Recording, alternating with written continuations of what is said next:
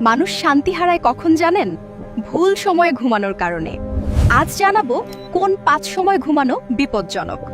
যারা প্রতিদিন মানসিক অশান্তি, চাপ আর বিরক্তিতে ভোগেন, তাদের বেশিরভাগই এই সময়গুলোতে ঘুমান। সূর্যোদয়ের পর ঘুমালে শরীরের শক্তি নষ্ট হয়, মন ভারী হয়ে দিনটা সম্পূর্ণ নষ্ট হয়ে যায়।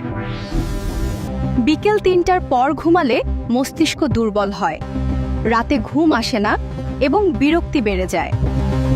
মাগরিবের সময় ঘুমালে শরীরে নেতিবাচক শক্তি জমে, মানসিক প্রশান্তি কমে, অস্থিরতা বাড়তে থাকে।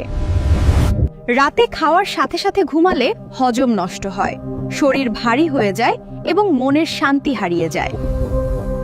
রাত 12টার পর ঘুমালে হরমোন নষ্ট হয়, মন অশান্ত হয় এবং ছোট ছোট বিষয়েও রাগ বেড়ে যায়।